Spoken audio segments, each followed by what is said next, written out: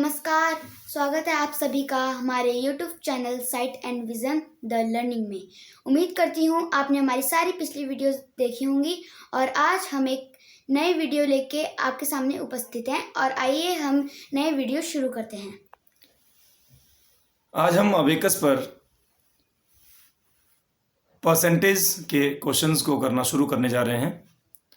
Percentage का सबसे पहले आपको एक कॉन्सेप्ट इसका क्लियर होना चाहिए कि परसेंटेज जो होता है वो दिए हुए संख्या का जो भी परसेंटेज दिया होता है उसका 100th होता है।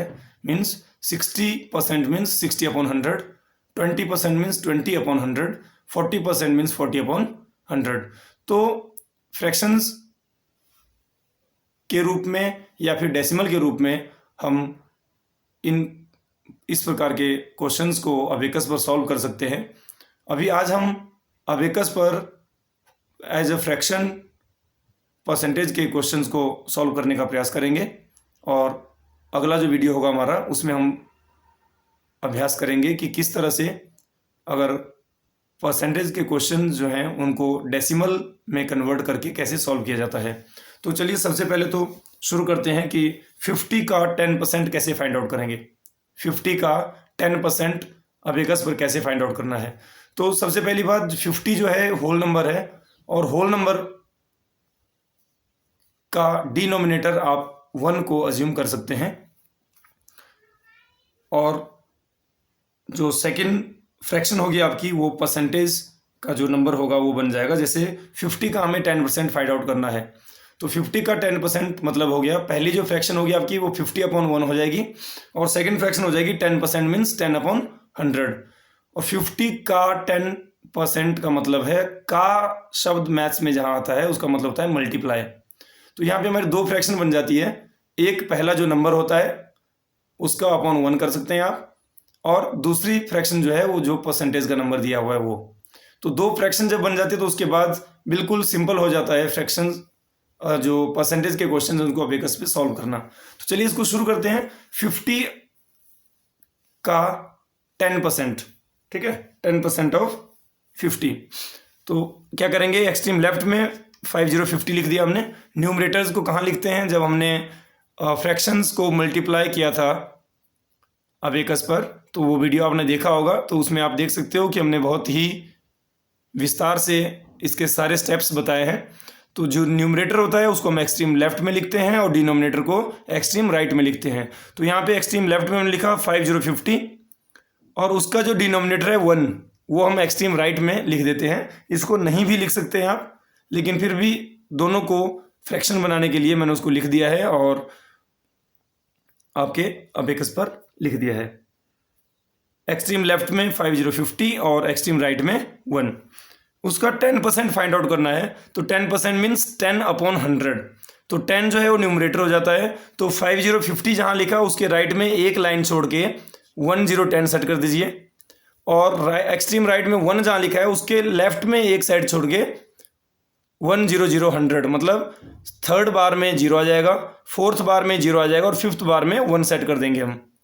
तो अभी हमारे जो अबेकस है, अबेकस में हमने लिखा है 50 और 1 है हमारे न्यूमरेटर और 101 है हमारे डिनोमिनेटर।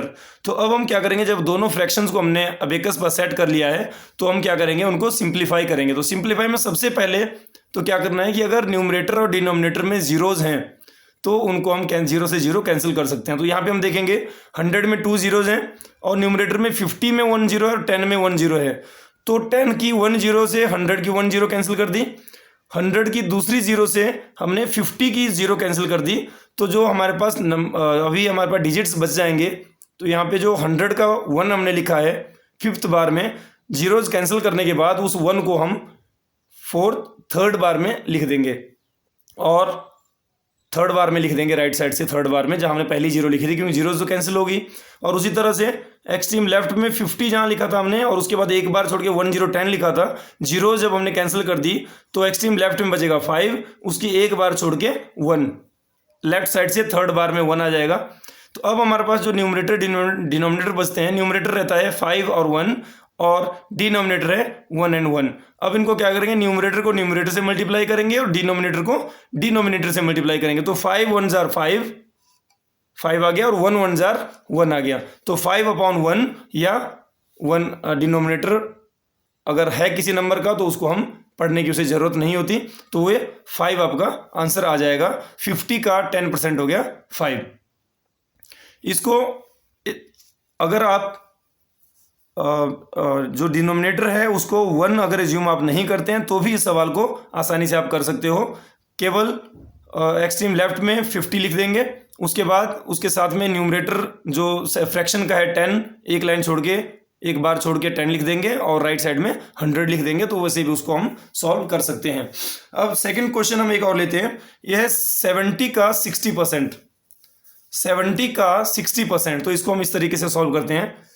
एक्सट्रीम लेफ्ट में 70 सेट कर दिया और 60%, तो 60% मीन्स 60/100। तो एक्सट्रीम राइट में अब यहाँ पे हम 1 को अज्यूम नहीं कर रहे हैं, मतलब नहीं लिख रहे हैं, तो देखिए किस तरह से करेंगे।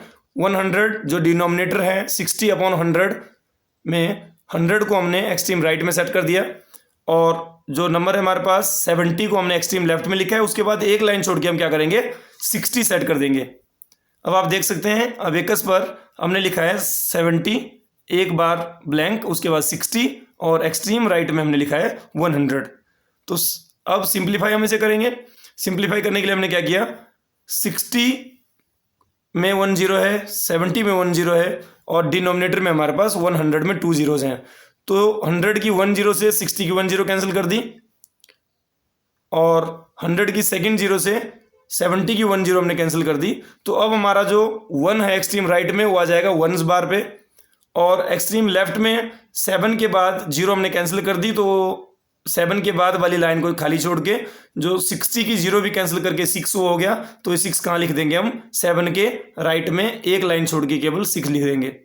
अभी आप अबेकस अपना देख सकते हैं कि अबेकस में हमने एक्सट्रीम लेफ्ट में लिखा है 7, उसके राइट वाली बार ब्लैंक है और उसके राइट मतलब 7 के एक लाइन बाद हमने लिख दिया है 6 और एक्सट्रीम राइट में हमने लिखा है 1।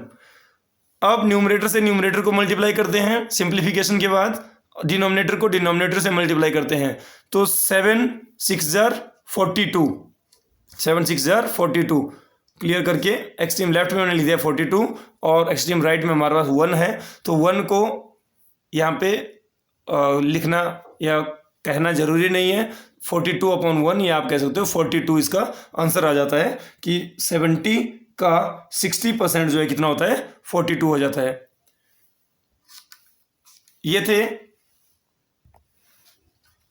ये थे अबेकस पर 2 क्वेश्चन करने का हमने अभ्यास किया कि किस तरह से अबेकस पर हम परसेंटेज के क्वेश्चंस को कर सकते हैं। छोटे छोटे क्वेश्चन से तो आप इस एक प्रैक्टिस कर सकते हो थोड़े बड़े सवाल करने की, बड़े क्वेश्चंस को करने की।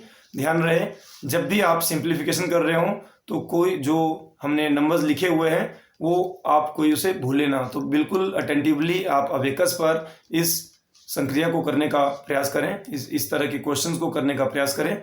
और अगर आप कहीं भूल जाते हैं, किसी नंबर को सेट करना भूल जाते हैं, क्लियर करना भूल जाते हैं, तो उसमें आपको ये परेशानी हो सकती है कि वो क्वेश्चन आपको पुनः शुरू से करना पड़े।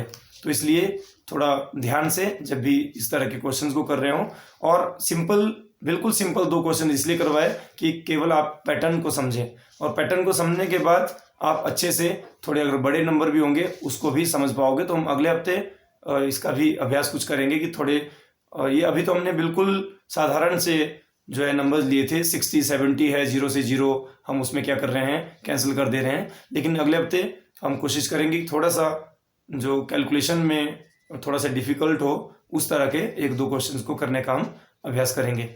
तो अगर इस चीज़ को आप समझ नहीं पा रहे हो अच्छे से, तो फ्रैक्शन के मल्टीप्लिकेशन का जो हमारा वीडियो है या डिवीजन का भी वीडियो है उनको आप देख सकते हो कंपैरेटिवली। आप उसमें क्या है जो मल्टीप्लाई कैसे करना है, मल्टीप्लिकेशन जो करना है उसको आप अच्छे से समझ पाओगे। तो कोशिश कीजिए, जितनी ज़्यादा कोशिश करोगे उतने अच्छे से आप समझ पाओगे। तो अगले सप्ताह एक नए वीडियो के साथ पुनः मुलाकात होगी। तब तक के लिए नमस्कार।